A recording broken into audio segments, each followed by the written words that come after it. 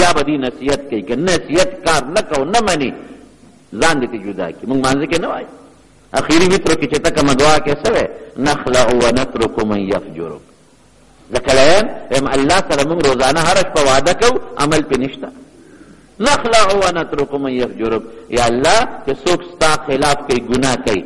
هغې سره موږ تعلقات ختمو اپرېږدو. دا موږ هره شپه په وترو کې الله سره دا وعده کوو نخلع ونترک موږ د هغې نه تعلق ختم موږ هغه پرېږدو چې څوک ستا سره ګناه کوي. یاره ماسخوتن په وترو کې الله ته دا خبره کوو عمل هم پرې ونه کړه.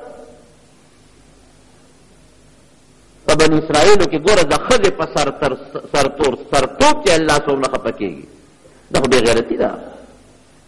حضرت ابراهیم علیه السلام چې کله اور کې غورځو نو ده نه جامې وویستې جامې ته وویستې با ظالم بادشاه ظالمان ظلم کوي او اور ته یې غورځو نو څنګه به غورځو اوس چې دې اور ته غورځوي خو خامخا دوه درې کسه به ورسره د اور غاړې له ورځي که نه چې دې ور غورځوي هغه خو دومره تیز اور چې څوک ورنږدې کېدی نه شو. وی شیطان راغی مفسرین لیکي او دې قوم ته چل وکړو شیطان خو د جهنم هغه مچوڼې لیدې دي چې جهنم ته به دا کافر په کوم ورغورځوي نو چل یې ورته وکړو یو ټال جوړ کړې غټ ټال او دې ته کېنوې نو ټال له به جوټه ورکړې دیکه به ورکړې ټال به ټالې ووایي نو چې د اور منځ ته به خامخ شي ټال نو دا پلې به پرې کړې نو دې به د اور په منځ کې ورغورځوي. چل یې ورته وکړو منجنیق دا ما د ټال مثال درته هغه بل شی دی خو د ټال په نمونه هغه شی یې جوړ کړ او ابراهیم علیه السلام مې پرې راوسته او په هغې باندې کېنو او یو سړی یې ورته بره په دا سر کې کېنو چې کله دا ټال له مونږ جوټه ورکړو او د اور منځ ته دې مخامخ شي ته به دا پړې د هغه ځای نه خلاص کړې چې دې اور دې منځ ته ورغورځوي خو چې په ټال یې دې کېنو او ټال له زور ورکوي ټال نه اوچتېږي فرشتې نیولې او دغه وخت کې فرشتې الله ته وایي چې یا الله په جړا دي ورته چې ستا په مخ د ځمکه خو دغه یو ستا نیک بنده دی او تا یادوي نور خو ټول مشرکان دي او د بوتانو عبادت کوي الله ته امداد وکړه او یا مونږ ته اجازت راکړه چې مونږ ورشو مونږ امداد وکړو. نو ابراهیم علیه السلام د دغه وخت کې فرشتې راغلې یو فرشته ورراله وایي زما په اختیار کې ما د الله نه اجازت غوښتې دی او زما په اختیار کې باران دی نو تا نه اجازت غواړم خو الله ورته ویل ورشه اجازت ته وغواړئ اجازت یې درکړه چې ما سره امداد وکړې نو بیا ورسره وکړي اجازت یې در نه کړه بیا ورسره مه کوه وی زما په اختیار کې باران دی ته حکم ما ته وکړه اجازت در نه غواړم اوس به داسې باران وکړم ټول اور به مړ کړم وی ګوره وغورځوي دي وی رب زما په حال خبردار دی که واتخذ الله ابراهیم خلیلا نبی علیه السلام فرمایي ابراهیم علیه السلام الله خپل خالص دوست نیولی دی. د خلت هغې دوستانې ته وایي چې په دې خپل زړه کې چا سره وي او دا بل چا سره نشي کېدی. دا د الله د ابراهیم علیه السلام سره و د ابراهیم علیه السلام د رب العالمین سره و. نو بیا وله بله فرشته راغله وایي زما په اختیار کې دا زول او طوفان او سیلی ده ما ته حکم وکړه اوس به هوا راولمه او دا اور به روچت کړم او د دې نمرودیانو په دا کورونو کې به یې ورغورځوم هغه ټول پرې وسوځو تا به ترې بچ کړم چا به ما ته اجازت راکړه وایي دا کار نه کوم وی اور کې دې غورځوي الله مې په حال خبردار دی که الله ته چې څوک ځان وسپاري که نه بیا الله ملی زمارو موږ الله ته ځان نه دی سپارلی زمونږ دا حکمران طبقه ټول امریکا به دا چلو کړي امریکا به دا چلو کړي بمونه به وغورځوي او موږ به تباه کړي موږ به غرق کړي په الله بروسه نشته. یو شیعه بادشاه بل وتلی د عراق ته او د عراق د ښار په منځ کې په امریکا تنقید کړی دی او ته امریکا ولې دا عراق ته راغلې ده او دا دهشتګردي شروع کړې زموږ حکمران دا خبره کولی شي یریږي که څه وایم خو زما به دغه حشر شي لکه د افغانستان شو د بل شو د بل شو دا حشر دی دی دا در باندې را روان دی خو لکه د نره خبره وکړه نو وروستو به شي درنه. یهود او عیسایانو کې یو شی شته چې دوی به در باندې لکه د منافق ډاډه راځي خو چې لږ نیغ جواب دې ورکړو وروستو کېږي او چې موقع ومونځه در باندې نو بیا دې نه پرېږدي. نن خو هغې موقع مونځې ده دغه د نبي علیه السلام په ګستاخۍ کې لټریچر چاپ کړي نو چې خلک غوبلې جوړې کړي نو بیا بند کړي نو څه موده پس بیا د مسلمان د غیرت لپاره بیا راوباسي بیا چاپ کړي. نو کوم قوم چې په خپل پیغمبر غیرت نه کوي په خپل خدای قرآن غیرت نه کوي دی به په ښځو په لور څه غیرت وکړي بهر کې زمارونو هغه وی الله به راباندې خبردار فرشتو کلک نیولی دی ټال له زور ورکوي ټال نه ځي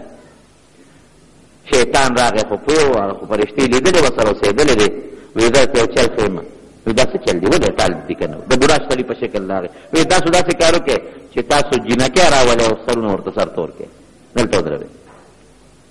کار به وشي نمرود حکم وکړه ورشه پېغلې جینکۍ راولئ پېغلې جینکۍ راوستې ټال سره ودرېد سرونه یې سر تور کړل خو چې ټال یې دي که ورکړه ټال روان شو هغه ته پته وه چې کوم ځای کې زنانه سر تور کي د رحمت فرشتې به نیزي به دا خو د الله د رحم فرشتې راغلی او د ابراهیم علیه السلام مدد یې کو خو چې جینکۍ راغلی او سرونه یې سر تور کړل د رحم فرشتې لاړې ټال خالي پاتې شو ټال یې دیکه ورکړه او د اور منځ ته ابراهیم علیه السلام غذار شو اگر چې الله تعالی هغه اور په هغه باندې داسې کړ لکه معتدل غوندې ګرمي ختمه شو ګلې ګلزار شو د مارونو دا د جنۍ او د زنانه د سرتور سر برکت فرشتې به نه ټینګېږي کم کور کې چې زنانه سر تور کړي د الله د رحمت فرشتې به هغه کور ته نه راځي ښه نو که دا اوس دغه کور کې د چا ساه خېږي زنکدن وي د چا نو د رحمت فرشتې نشته نو د قهر او د غضب فرشتې به راځي تا به ترې وباسي بلعم ابن باعورا د موسی علیه السلام په زمانه کې یو سړی تېر شوی ډېر بزرګ او عالم بني اسرائیل چې کله الله پاک موسی علیه السلام نه فتحه ورکړه او د دریاب نه پورې ووتله او فرعون او د هغه ټول لښکر په دریاب کې غرق شو نو د مصر بادشي الله بني اسرائیلو ته حواله کړه د موسی علیه السلام قوم ته نو رب العالمین د موسی علیه السلام په قوم جهاد فرض کړ چې تاسو لاړ شئ دلته کې یو مضبوط جبارین قوم د زړور تکړه په هغې باندې حمله وکړئ جهاد ورسره وکړي شهر بلقا کې اوسېږي بلقا هلته کې یو لوی علاقه شهر دی موسی علیه السلام بني اسرائیل ځان ته واغېښتل او لاړل خو ډېر بهادر قوم و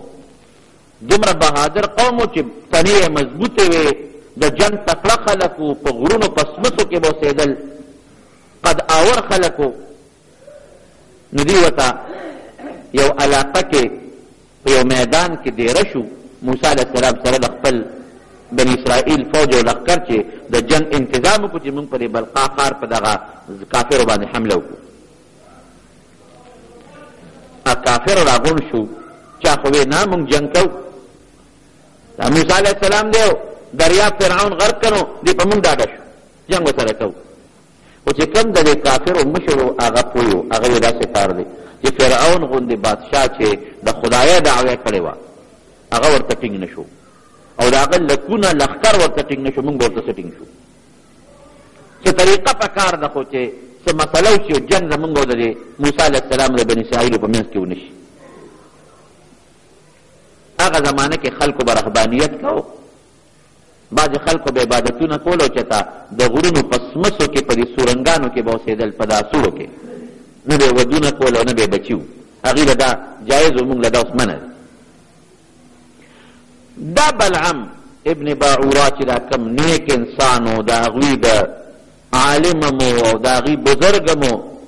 چې ته ځان له په یو ځنګل کې دیره دی د الله تعالی عبادت کوي ډېر عابد او پرهیزګار انسان دی دومره پرهیزګار انسان دی چې مستجاب الدعوات دی ته چې دعا کوي الله یې قبلوي خلک به راتلل چاته دعا کوو چې ته څلوېښتو ورځو کې یو ځل به راووتو د هغه خپل غار نه دنیا خلک به ورته راجمع وو چاته دین ښایي او چاته وظیفې ښایي او چاته دعاګانې کوه ذکر و اذکار کوه د هغه ټولو خلکو یو مقتده و پیشو دیني او لږه ډوډۍ به یې خوړه بیا به غار ته دننه شو ډېره موده پس به راوته د بادشاه او اسم اعظم یې زده و ما تېره جمعه ته د اسم اعظم متعلق بیان کړی د دې کافرو دا چې کوم مشر د بادشاه هغه یې داسې چل کوي چې دا بلعم ته وایو چې موسی علیه السلام ته خیرې وکړي دا یو وجه ده که خیرې ده وکړه د خیرې قبلې دی ورغلل جرګې په شکل کې دی هغه خپل غار نه راوویسته مونږ جي هغه پلانکې بلقا علاقې دا بادشاه دی او دی وزیران دی تا له راغلي څه چل دی ما نه څه غواړی